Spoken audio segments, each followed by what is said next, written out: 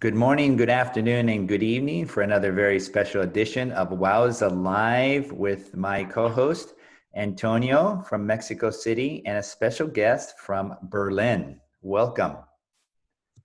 Muy buenos días, muy buenas tardes, muy buenas noches. En cualquier lugar de este bellísimo mundo se encuentren, como todos los viernes, es WOWSA Live. Thank you for joining us today. So you're just coming out of the lockdown. So you had 3 months where you couldn't swim. What were you doing during that time? That was really a hard time. I was swimming a little bit in a lake in Berlin. I live in the center of Berlin. Okay. I have no access to open water, or very restricted. It's not easy for me to go to open water. Mm-hmm. So we have a lake here, which is 1 hour to drive, and it's nice, it's beautiful, and it's safe to swim there. So I swam there, but only on the weekend. And in the beginning, it was very, very cold. So I swam a little, and yeah, that's it. Yeah. Oh, okay. And For before we 3 begin, months, so. yeah, before we begin, I see behind you a map, a chart. What is that? that is my Catalina's channel swim. Okay. Can you see that? That's my swim here. Very straight. Yeah, very straight. Yeah. And on that map, while I was swimming, everybody on the boat, everybody gave me a signature on this map and said something, well done, or something like this. So, and they gave me that after my swim. So that was really, really, really nice. Right, great. What's interesting to me, I didn't realize that you lived in Berlin, but here you're 1 hour away from a lake, but you've done English Channel, Catalina, swims around the world. What motivated you? What started you to start swimming in the open water? Well, I started as a pool swimmer, but I learned swimming actually I learned swimming in Denmark when I was a child. Okay. We traveled a lot to Denmark, so I learned swimming there in the ocean. So my first swim strokes I did in the ocean. But Okay. then when I was a teenager, I went to a swim club, but I was never really ambitious. I just swam there, and I liked it, but pool swimming was never really my thing. Got it. I got to open water swimming when I was in my beginning 30s. Okay. I started open water swimming, and that was a completely new world opened for me. When I discovered open water swimming, I was so hooked in that moment. I was from the beginning on, when I discovered it, I was into it. I wanted to do it, and I wanted to do everything. And I started with small competitions. They are all over in Germany. There we have small competitions. I started with that, and then I realized that it's more. It gives me more to do longer swims than to really race in a 2K or 1.5K or so. So I tried to do longer swims. I did a 5K swim, and then I did a 10K swim, and then I discovered the solo swims. And my first big ocean swim was the Strait of Gibraltar. It was 2010. And how was that swim? How did you like that swim, or was it difficult? At that time, I was very unexperienced. So we traveled to Tarifa, and there is a viewpoint where you can see the whole stretch, and I saw the strait, and I thought, wow, that distance. I mean, it's how long is it? 16K or so, or 17, and it sounds not very much, but if you see it, it's so that messed around in my head, and so I saw how rough it is, and that made me really, really nervous. Oh, you were really nervous. Okay, so then how did you control your nervousness and succeed? What was that process? I don't know. It's always the same. I'm before a big swim, when I have really, really big swim in front of me, I'm getting really, really nervous. Okay. And then I can't sleep for one night, or I don't know, and I'm terribly nervous. And then when the swim is coming, I'm getting very, very calm. Okay. So the nervous is gone then. Okay. Shortly before the swim, everything is gone, and I'm really, really calm. And then I start to swim. Okay. So that always happened, and yeah. Yeah. And when you did the Catalina Channel, you had to start at night, very dark. Was that a different experience for you? I have no problem with swimming at night. I enjoyed it. Okay. You have the bioluminescent there, and I enjoyed swimming at night. I had other problems, but swimming at night was not my problem. So. Okay. And what about the English Channel when you did that? Was it calm conditions, rough conditions? It was half of it was calm, half of it was rough. So I had, I think I had 18 knots wind force for some hours, but for the most of the time it was not that rough. It was okay. Okay. And you've also done many swims throughout Europe, long swims in Lake Zurich, in Lake Windermere. What have been some of your enjoyable experiences? Enjoyable. Finishing? Finishing, of course, yeah. Finishing is, and I like the training. I like the swim camps I'm doing, and all the preparation. The people I'm meeting there. I like swimming in the nature. I like that very much, and the swim itself is only one day, so it's a small part of a huge thing. Yeah. It's a small part of all the training and all the swim camps and everything, and I love every aspect of it. And the day, it's just one day, and I go through. What about your swim around Manhattan Island, which you did? How was that, swimming in the big city of New York? I was really looking forward to that swim because I love being in New York. I love the city, and I've done other swims in New York. There's a Little Red Lighthouse swim. Okay. I've done that several times, and I really enjoyed it to swim at the skyscrapers and at this to swim under the bridges. But on that day, I made the mistake with my feeding. The concentration was too high. Okay. So, and I got sick after just 1 or 2 hours. I was sick. And then I had to swim for another 8 hours with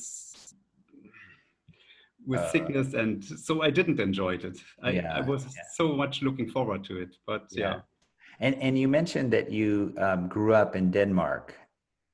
No. I grew up in Berlin. Berlin. Okay. But we traveled a lot to Denmark. Okay. And then when you were in Denmark, it was 5 or 6 years ago, you actually swam between Germany and Denmark. For me out here in California, I'm not too familiar with that body. Can you explain that swim between Germany and Denmark? It is about 20K, and it is not that cold. It is maybe in degrees, maybe 17. If it's getting warm, it's maybe 18 degrees or so. What can be a problem is currents. They are very unpredictable in that swim. Got it. Matthias, Entschuldigung, Steven, Entschuldigung. Matthias, du hast gesagt, als du Manhattan geschwommen, was hast du gegessen? Was isst du in deiner Schwimmen? Ich habe immer ein Pulver, es ist Maltodextrin, und ich mische das mit Wasser, und ich esse ein bisschen Banane oder ein Pfirsich zwischendurch. Ich glaube, die Banane war das Problem. Exactly, yeah. Exactly.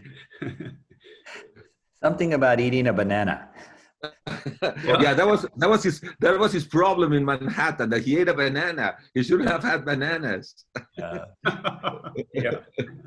For those of you who are not familiar with Antonio's multilingual talents, German and Spanish are one of the things that he does very well. Thanks, Steven. Yeah, And also swimming, The swimming and writing, business, writing books, speeches, yes, many things. But so on the north, you also did the North Channel, a tough swim, 35 kilometers of cold water, jellyfish. How did you handle the cold water there and jellyfish? I thought about the swim. Before I applied for it, I thought about the swim, and I tried to figure out what would be the biggest problem there. And I figured out the cold. I'm not very talented with cold water. So that was really a big problem for me. And then I thought, okay, how can you do that swim? And I thought to myself, okay, you really have to do cold water training. And then I talked to my employer and took 3 months off from work. Okay. And for 3 months before the swim, I traveled to Ireland and swam in Ireland many kilometers in that cold water. And then, yeah, it was, for me, it was exactly the right thing I could do, because I acclimatized during that time and I was able to cope with the cold. Wow. I can't imagine if one of my employees came up to me and said, I don't want to work anymore. I have to concentrate for 3 months on training. Was that an easy conversation with your supervisor? At that time, yes. We were in a good situation. Our company was working well, and I did a lot of over hours for that. Okay. So I took a lot of over hours and my holidays. I threw everything into that time I had. Okay. So then 3 months came together, and my employee at that time knew what I'm doing, and he was supporting me. He was very supportive. So that's great. So you actually not only were physically preparing, not only were you mentally preparing, but professionally you were preparing for your training and your swim. That's remarkable. Yeah. Now you did the North Channel about 14 hours and 24 minutes. But then you started getting into ice swimming. So you went from cold is not so good to your ice swimming. How did that happen? I did ice swimming before the North Channel. Okay. But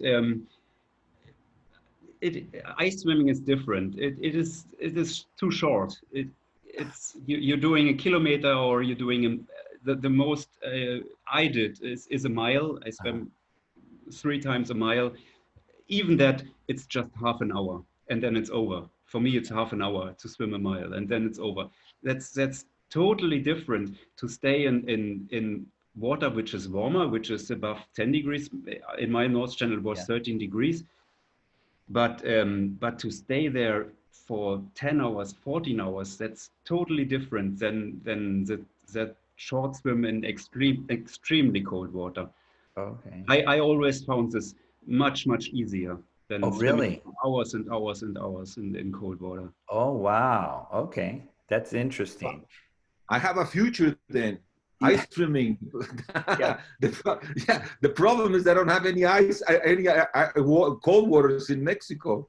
So it's something. When I move to Germany, I will take 3 months off, Matthias, and go to practice my German and go swimming with you. Yeah, great. Come over. Yeah. In the what other plans do you have for your swimming career? Well, this year my plan was to swim the Molokai Strait. I had a slot in September, but due to Corona, it's just not possible, because I hadn't done the training, and all the swim camps are cancelled, which I booked, and also I'm not sure in September if I will be able to travel to Hawaii. So I forward this to next year. So Yeah. this year I'm thinking about an alternative swim in in the in the surrounding of Berlin. It will be a 30K swim in rivers and in lakes. So Okay. I'm thinking about that, Okay. self-organized and just to do a long swim. Yeah. Has anybody done that before? No, no, No. never. Okay. Okay. It's a round. So you the finish is where you started, Okay. and yeah, I like that. Okay. Very interesting. It's very close to where I'm living. So Yes. Yes. When do you hope to do that swim? in end of August. End of August. Okay. Pretty Yeah, yeah, soon. yeah, pretty soon. Yeah. So Yeah. I hope I can get much training done until then. So, Yeah. Yeah. but the pools are open and everything is open. So I'm. Oh, very good. But Matthias, you have done 5 of the Ocean 7. So you have left Molokai, and what's the other one? It's a Cook Strait. Have you gotten in touch with the captain?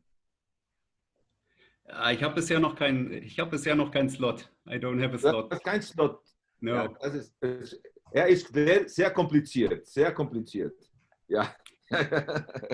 I know that, yeah. And Antonio will help you there. That would be great, Antonio. Yeah. Yeah.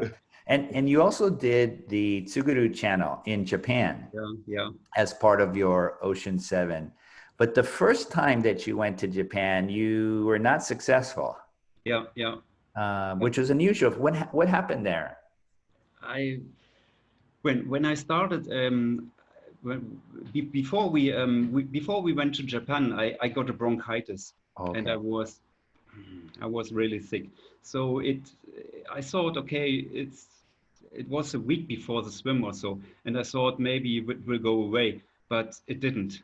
It got worse and worse and worse. And when I started the swim, I should have said no. It's not my time. I'm sick and I don't start the swim. But you know, when you put all that effort and all that preparation and you travel to Japan and everything, then you go into the water. So I went into the water, and immediately after I started my first swim strokes, I realized, okay, that will not happen today. So I felt weak, and the water was rough, and so I swam for 3.5 hours, and then I went out. So I was coughing in the water, and so it was just not my day. Yeah. And then almost a whole year afterwards, almost to the day, you actually completed it. Yes, yes, yes. And that was brilliant. That was such a good feeling. Yeah. It is different. When you, once you didn't succeed to swim, coming back and do it again, and then succeeding is such a good feeling. It's wow. Yeah. It was overwhelming.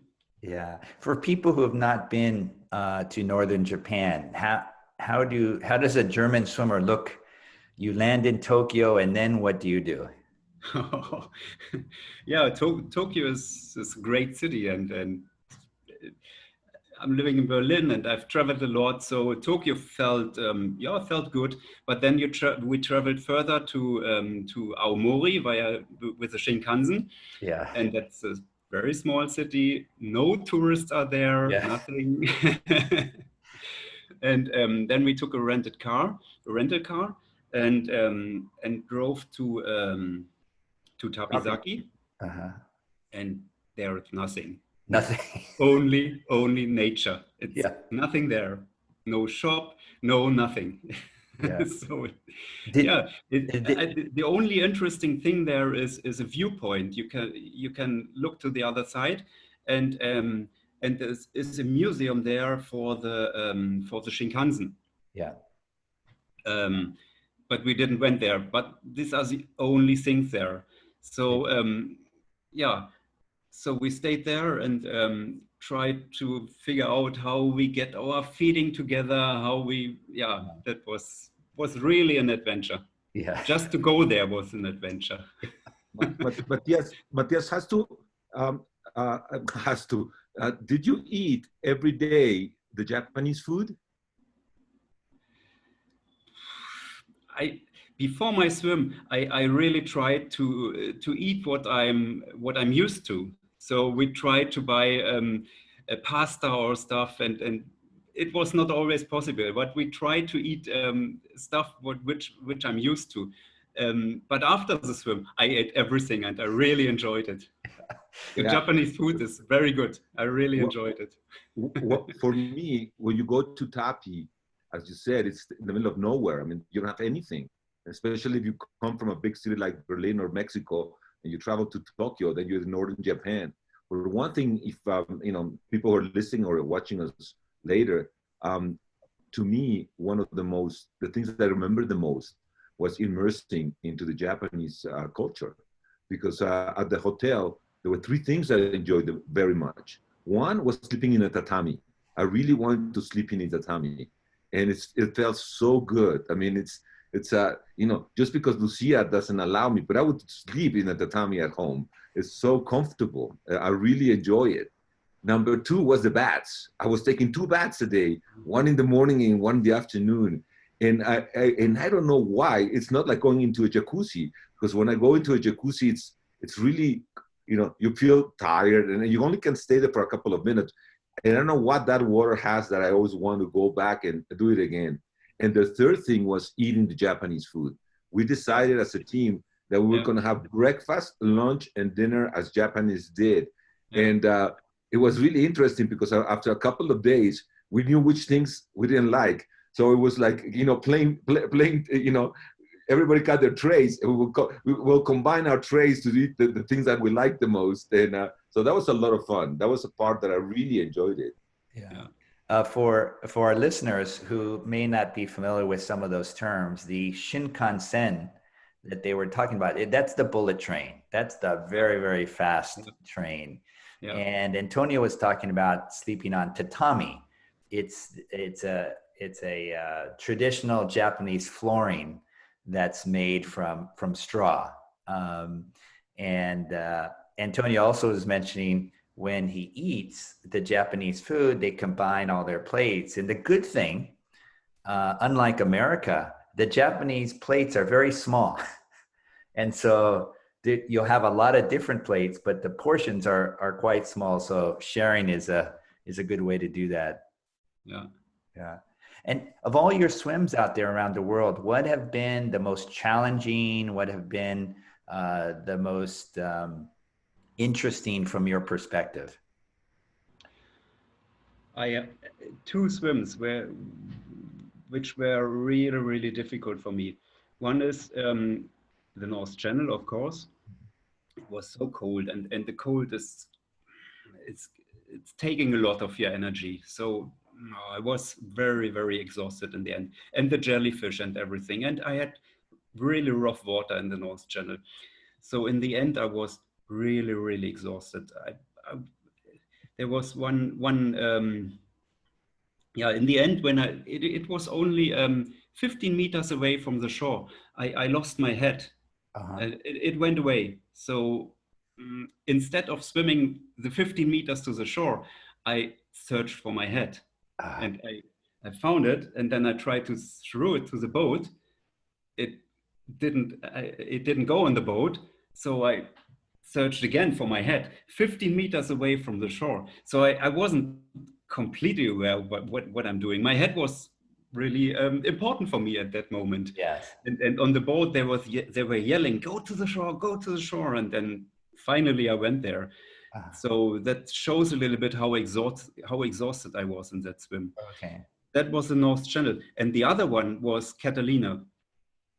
Okay. In Catalina, I went seasick on the way to Catalina Island, and I started to swim with seasickness. I had a beautiful day, very good conditions. It was flat calm, but I really, really suffered during that swim. I was so sick, and for me, it was so different when you are suffering in the end, when you're getting sick in the end, or get cramps or whatever, you can go through it. But when you start a swim like that, it messes around in your head, and that was a really, really tough experience to do Catalina. You know, Matthias, in all my swimming career, there's only been one time I have not finished a swim. And it was my first try of Catalina. And my big mistake, and I don't know if you made the same mistake, is I went into the boat to have the instructions of what we were going to be doing, and I lost it. I mean, I got so sick. So the other 5 times that I've swum Catalina, I really asked the people of the Federation to keep the instructions on deck. And for people who are going to do Catalina in the future, please don't go inside. You go inside and you're going to be gone. I mean, you're going to get seasick unless you're a very good sailor. And I don't know if that's what happened to you. Did you go inside the boat? I went inside, yeah, but I'm not doing very good on boats. I'm getting seasick very easily. So yeah. And if people who are listening to this want to ask you questions or learn or say thank you very much for inspiration, how can they reach you? Do you have a website? Do you on Facebook? No, I don't have a website. I'm not that self-marketing person, but via Facebook, of course. Okay. Many people contact me via Facebook. So send me a friend request and I will accept it, and then send me a message via Facebook Messenger. Yeah. And as we wrap up here, I want to ask you, what drives you? What is the thing that you need to swim, or you do all these challenges from an ice mile to Catalina to North Channel? What's the motivation that you have?